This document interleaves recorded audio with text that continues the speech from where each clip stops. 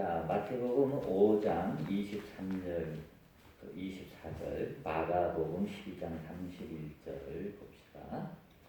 그러므로 예물을 제단에 드리려다가 거기서 내 형제에게 원망 들을 만한 일이 있는 것이 생각나거든 예물을 제단 앞에 두고 먼저 가서 형제와 화목하고 그 후에 와서 예물을 드리라.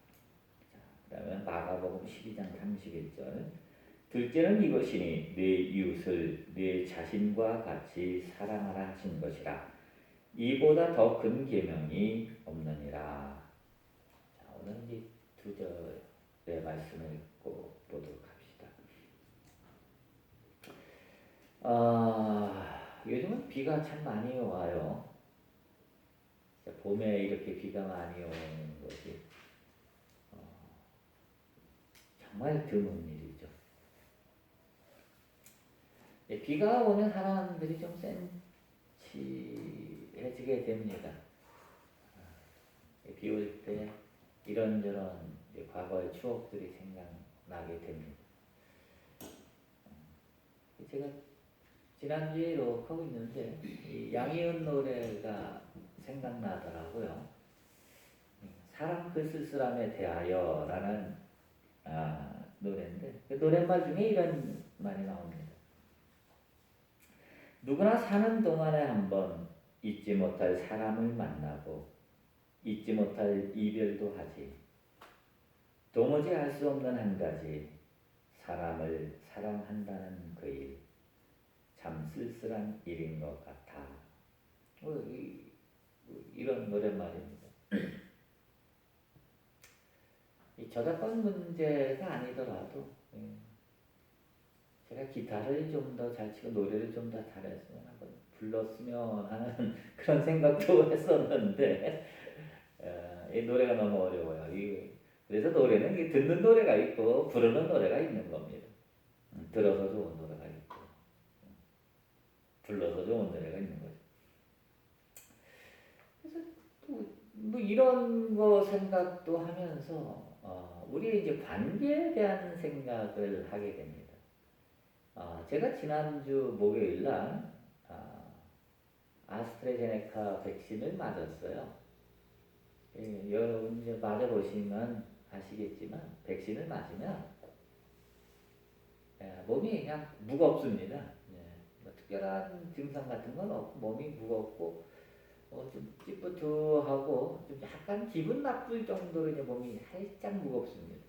그리고 저녁 때가 되니까 살짝 열이 좀 나더라고요. 그래서 이제 그냥 편히 이제 쉬라고 그랬어요. 3일 동안은 편히 쉬라고 이제 의사가 얘기했으니까 그냥 쉬고 있는데 이제 낮에 어머니한테 전화가 왔어요. 여기 오시겠대. 그래서 오시지 말라고 나 저 백신 맞고 지금 몸이 힘들어서 누워서 쉬고 있으니까 오지 마시라고 그랬더니 이거 아는 집사님이 있는데 그 집사님한테 교회를 꼭 구경시켜주고 싶다는 거예요. 다음에 오라고 오늘은 오시지 말라고 그랬더니 그래도 와야 된다 그러고 나 너무 힘들다 그랬더니 그래도 와야 된다 그러면서 30분에 갈게 그리고 전화 확 끊으시더라고. 그러더니 그럼 어떻게 또 일어나갖고 청소하고 또 빨래 널어놓은 거 다 이렇게 치워놓고 또 세수하고 머리 감고 청소기 한참 이제 돌리고 있는데 그때 오셨더라. 그때 제가 무슨 생각을 했냐면 이거 하군이야 적군이야. 여러분 생각은 어때요? 우리 어머니가 하신 일이 아군인 것 같아요? 적군인 것 같아요? 우리는 항상 그런 생각을 하게 됩니다. 이 가족이라고 한다면 전부 내 편이 되어 주어야 할 것 같은 느낌이 들죠? 그런데 가족들도 부모 자식 간에도 뭐 형제 간에도 우리는 이게 아군이 아니라 적군 아니야라는 그런 생각을 가질 때가 종종 있어요.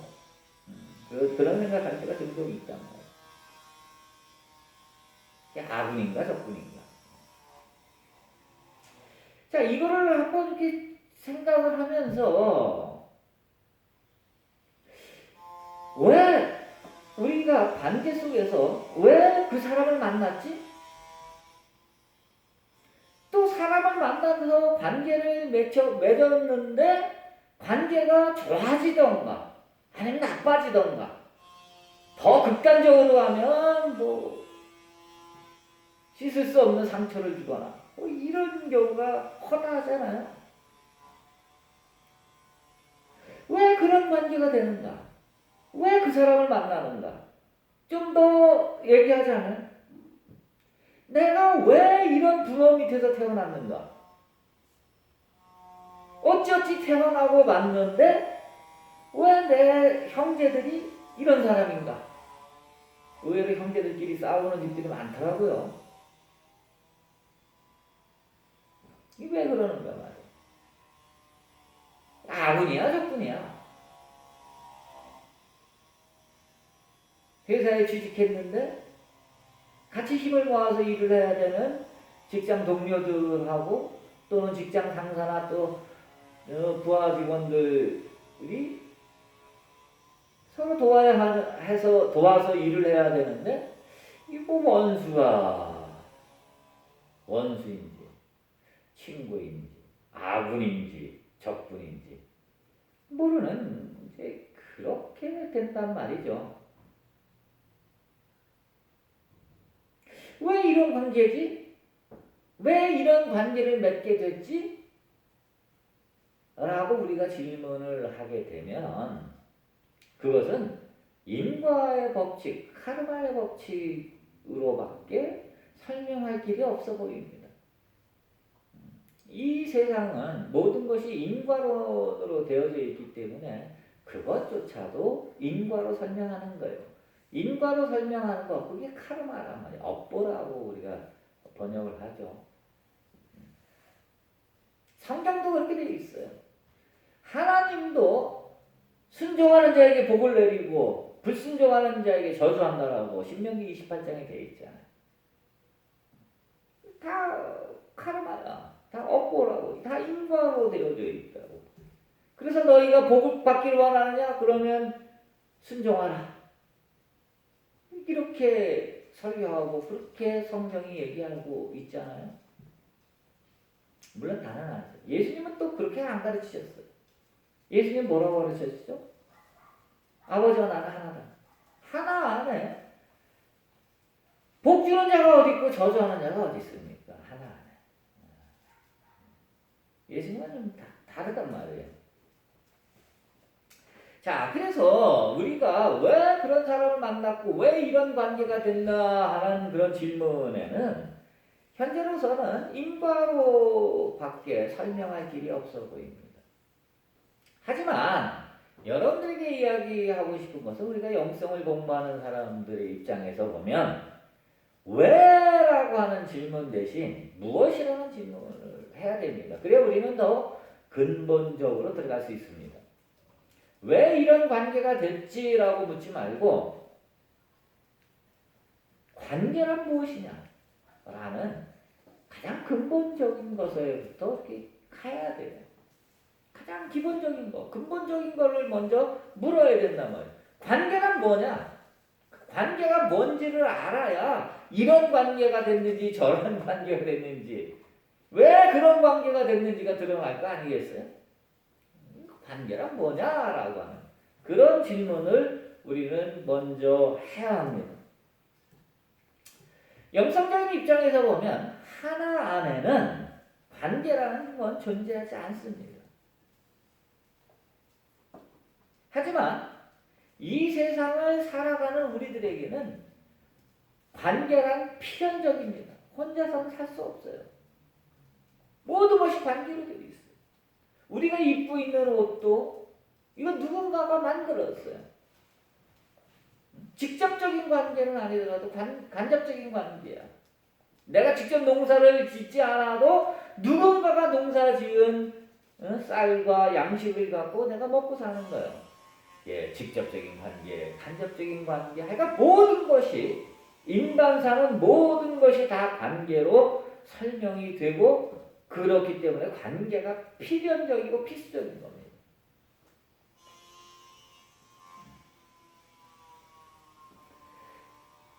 이 관계라고 하는 것은 누구와 누구라고 하는 이미 이 둘을 가정하고 있는 거죠.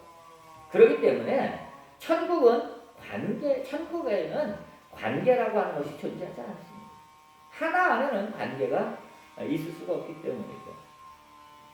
따라서 천국에는 관계가 없어.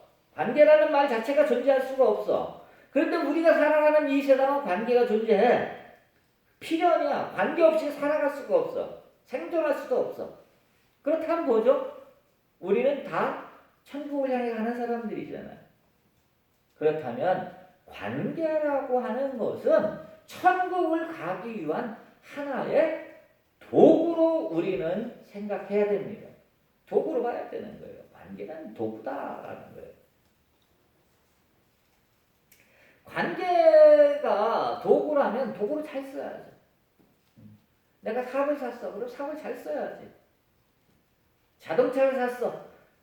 자동차가 우리 인생의 목표가 아니잖아. 목적이 아니잖아. 그러니까 인생을 살아가기 위한 도구잖아. 그럼 잘 써야지. 관계도 천국에는 관계가 없어. 관계라는 말 자체가 존재할 수가 없어. 우리가 살아가는 이 세상에서만 관계라는 게 존재해. 그렇다면 이 관계라고 하는 것은 천국을 가기 위한 도구니까 우리는 이 세상에서 좋은 관계를 가지고 살아야 된다라는 이게 바로 관계의 치유다라고 오늘 설교 제목이 그런 내용입니다. 우리 왜 관계의 치유라는 말이 나오느냐?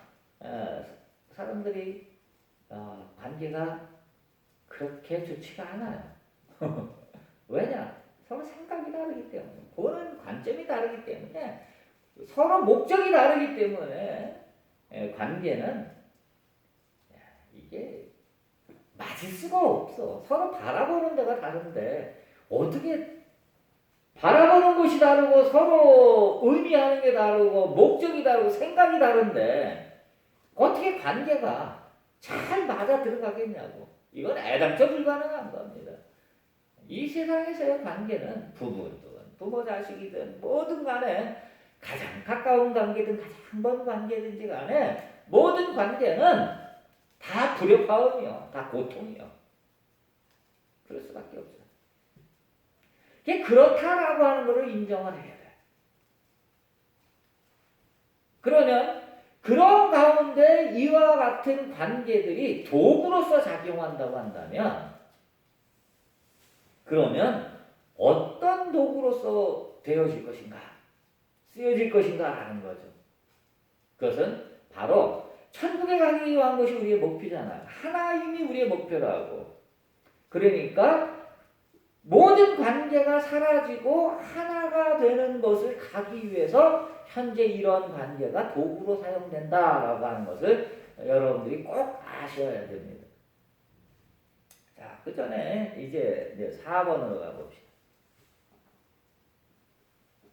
오늘 본문 말씀에 대한 설명을 잠깐 이 관계라고 하는 차원에서 말씀을 잠깐 봅시다.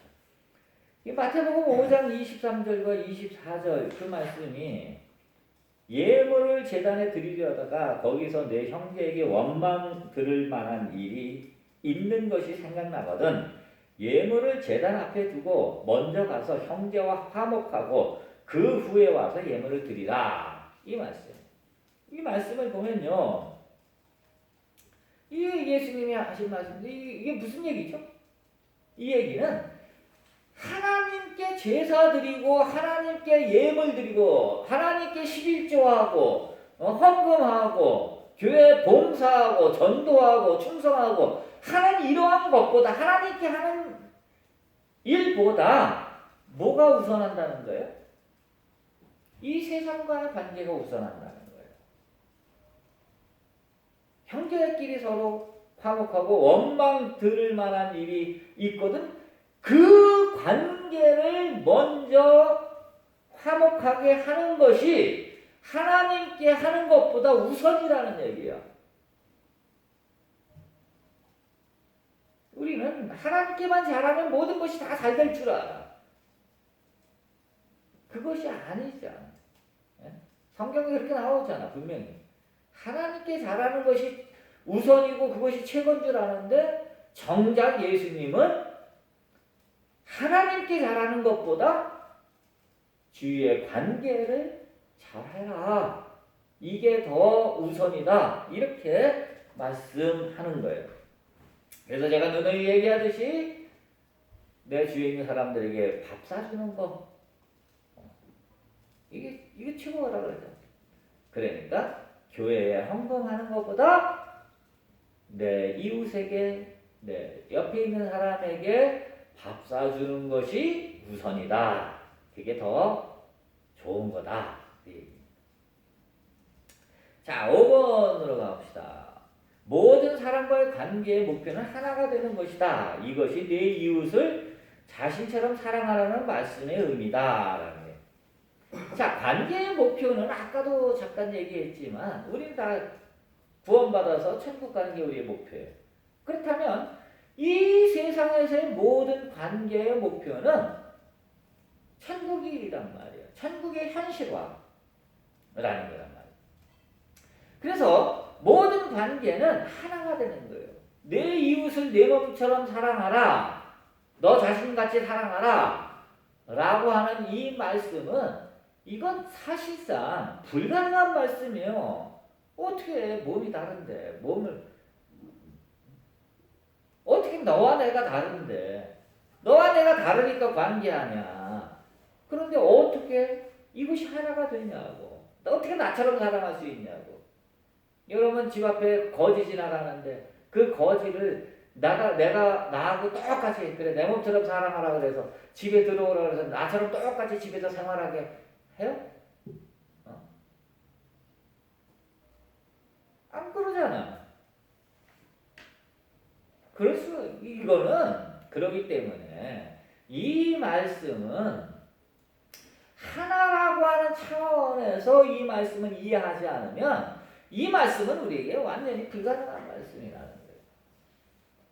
따라서 모든 사람과의 관계의 목표는 하나가 되는 겁니다. 하나가 되는 거예요.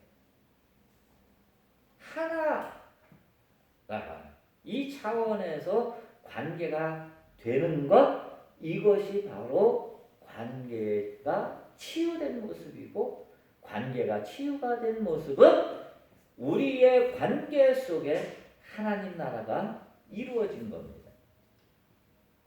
자, 이렇게 되려면 제가 몇 가지 이렇게 쭉 생각해보다 이제 짧게 3가지만 이야기를 하려고 합니다.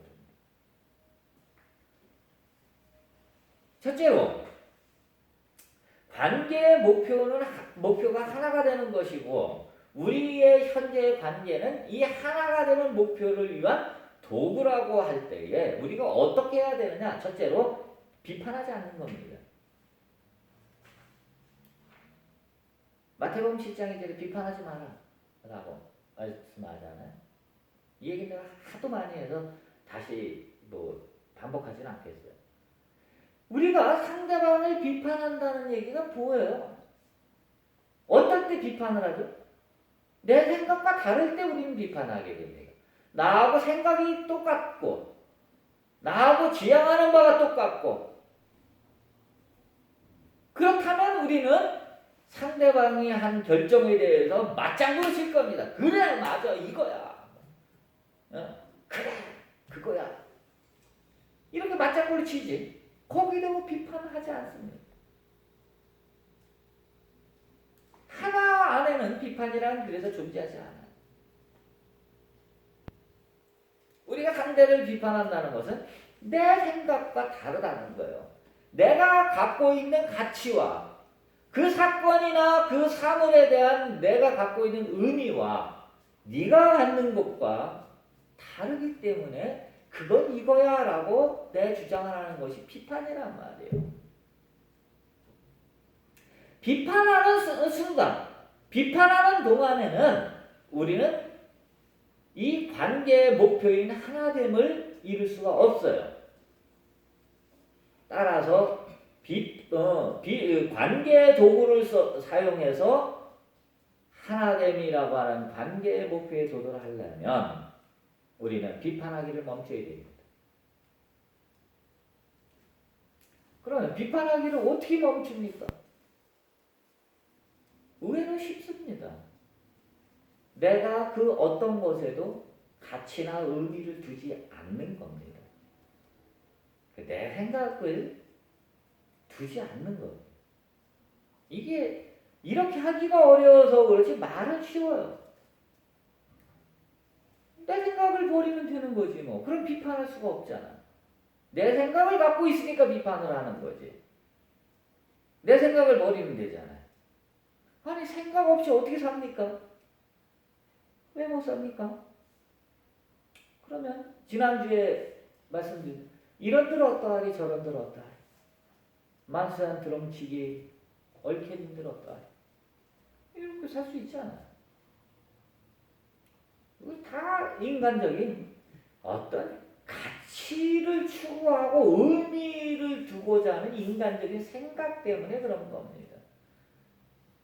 무엇을 마실까, 무엇을 먹을까, 무엇을 입을까 염려하지 마라. 우리의 모든 비판은 무엇을 먹느냐, 무엇을 마시느냐, 무엇을 입느냐 의식주의 문제 아니야. 결국 인간의 모든 문제는 의식주라고 하는 문제로 귀결되게 돼 있어요. 왜 돈을 많이 벌라느냐? 잘 먹고 잘 살기 위해서 돈 벌라는 거 아니에요. 왜 높은 지위에 올라가는 요구하는? 높은 지위에 올라갈수록 잘 먹고 잘 살기에 편하기 때문에 그러는 거 아니에요. 그러니까 물 위에서라도 높은 데 올라가려고 그러잖아요. 그러다가 폐가 방치하는 사람 얼마나 많아. 그럼 인간사의 모든 것은 사실상 다시 뭐 어쩌고저쩌고 해서 다 뒤져봐도 다 의식주의 문제 아니에요.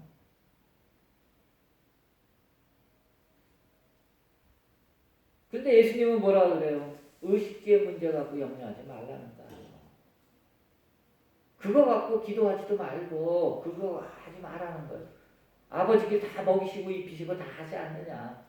그러니까 그런 거 신경 쓰지 마라. 너희가 거기에 대해서 의미를 두거나 가치를 두지 않더라도 아버지 하나님께서 다 먹이시고 입히시지 않느냐. 이 믿음이 적은 자들아. 왜 그와 같은 사실을 믿지 못하느냐라는 거예요. 정말 이럴 때 필요한 것이 우리의 믿음입니다. 관계가 치유되고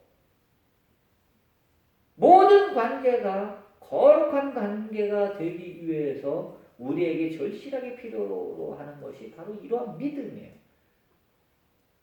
모든 가치를 포기하는 거기 때문에 이거는 믿음 없이는 참 힘들어요. 아버지 하나님께서 먹이시고 입히신다.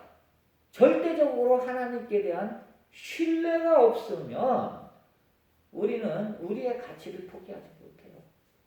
우리의 인생의 의미를 포기하지 못합니다. 우리의 의식주의 문제를 포기하지 못해요. 따라서 하나님께 대한 절대적인 신뢰, 아버지 하나님께 대한 절대적인 신뢰, 그 믿음이 무엇보다도 필요한 겁니다. 믿음 위에 사는 자들은 비판하지 않습니다.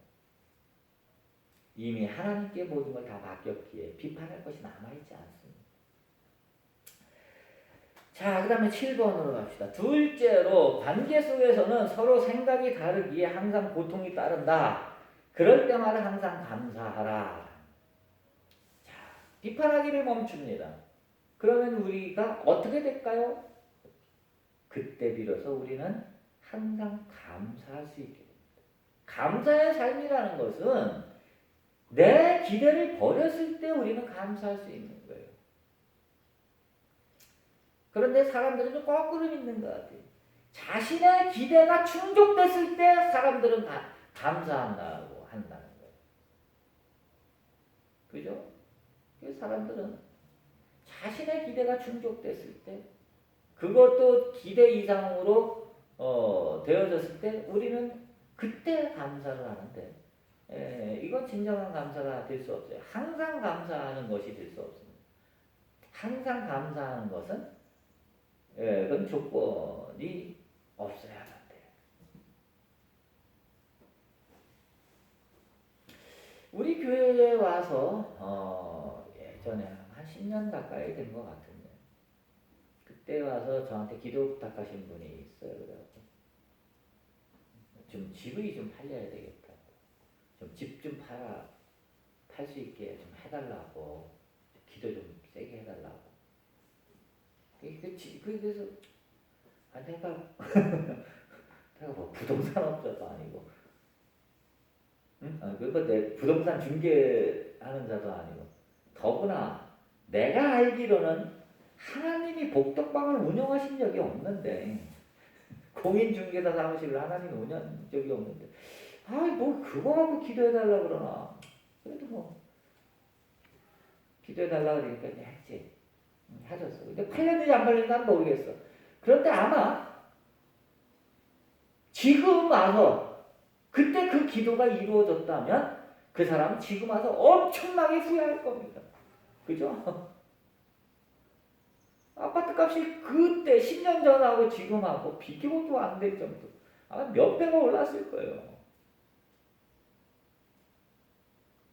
그때 팔렸다고 합시다. 그럼 그 사람은 감사할 겁니다. 그리고 그 다니는 교회에 아마 감사문도 했을 거예요. 지금 감사할까요? 위장병 안 걸리면 다행이죠. 그래서 이 세상의 모든 것에 가치를 두게 되면 우리는 그 가치가 이루어지면 감사하는데 그놈의 가치가 영원불변한 게 아니라서 그때뿐이란 말이요. 때가 지나면 또 어떻게 바뀔 줄 알아. 이 세상은 그래서 좋고 나쁜 게 없는 겁니다. 그냥 그때마다 다를 뿐이지. 그런 거예요. 그러므로 우리가 모든 관계의 목표인 하나됨, 전부로서의 사람 하나됨, 이것이 우리의 관계가 목표가 되려면 우리의 관계 속에 그 어떠한 조건도 있어서는 안 되는 거예요. 조건이 있는 한 우리는 감사할 수 없는 겁니다. 항상 감사하려면 모든 조건이 없어요. 의식주에 관련된 모든 조건이 사라져요. 그때 비로소 우리는 감사하게 되는데 이 감사는 모든 불만과 그로 인한 고통을 이길 수 있게 해줍니다. 그리고 결정적으로 감사라고 하는 것은 인간의 모든 일을 하나님께 되돌리는 거예요. 다시 하나님께 드리는 게 이게 감사예요. 하나님이 이루어 주셔서 거기에서 감사한 게 아니라 인간사 전부를 하나님 앞에 드리는 것, 되돌려 드리는 것. 이때만 항상 감사할 수 있는 거야. 만약에 하나님의 능력으로 그 문제가 해결되어서 감사한다고 한다면 아까 얘기한 대로 그때는 감사할지 모르겠지만 지금 와서는 위장병 걸린다 속쓰리다 하고 하나님 하신 일이 속쓰리면 안 되잖아. 이러면 항상 감사가 될 수 없어. 조건이 사라져 있는 거예요. 그렇기 때문에 감사라고 하는 것은 인간사를 하나님께 돌려드리는 것, 되돌리는 것. 이게 감사라는 거예요. 자, 8번째, 8번. 마지막으로 모든 관계를 성령님께 드려라라는 거예요. 여러분, 그 성령님의 인도하심에 대해서 과소평가하시면 안 됩니다. 온 우주에 성령님이 충만합니다. 하나님이 없는 곳이 없어요. 성령님이 없는 곳이 없어요. 그렇기 때문에 우리의 마음을 열면 열 만큼 성령님으로 채워집니다. 예를 들면 이 컵이 있잖아요. 우리는 하나님의 축복을 받기 위해서는 내가 빈 그릇이 돼야 된다라고 얘기하는데 그게 아니야. 거기다가 하나님의 축복을 채우는 게 아니야. 축복은 충만해. 성령 충만하다고. 빈 곳이 없어. 그렇기 때문에 어떻게 컵 속에 물이 있으면 물이 줄어든 만큼 자동적으로 채워지는 거예요. 이게 충만이라고. 자동적으로 채워지는 거라고. 그러므로 우리의 삶에 대한 내 생각, 내가 거기에 대해서 갖는 의미, 가치, 이와 같은 것을 성령님께 이렇게 드리면 그만큼 비워지는데 그만큼 성령으로 채워진다는 거예요. 순간이야, 순간. 내가 비우는 순간 성령으로 그만큼 채워지는 거예요. 그렇게 되면 어떻게 돼요? 성령님께 드리면 성령님이 인도하시는 거지 뭐. 내 모든 관계를 성령님이 인도하시는 거죠. 그렇게 되면 성령님께서는 이 세상의 관계를 하나님 나라로 이끌어 가시는 거예요.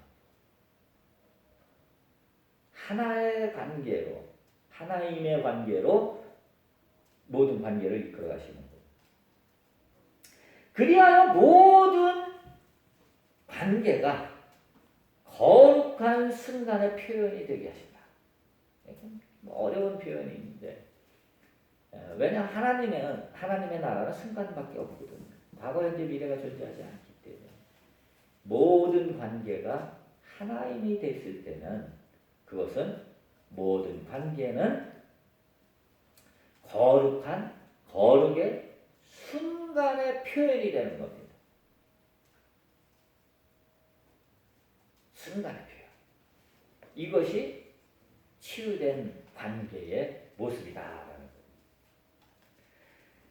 이렇게 되면 모든 관계가 성령 안에서 녹아져서 하나가 되는 거예요. 그러면 관계라고 말할 것도 없어집니다. 그럼 어떻게 되죠? 그냥 사랑이 되는 겁니다. 사랑이 되는 거예요.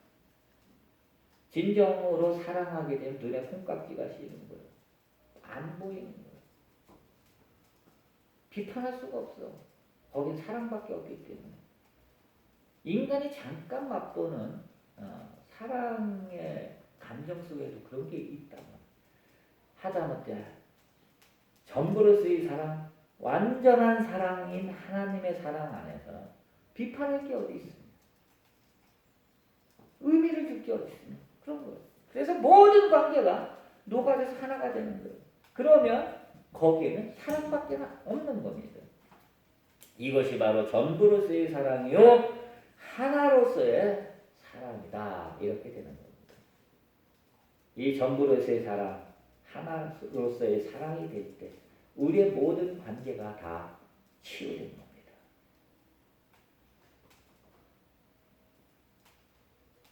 나한테 왜 그래?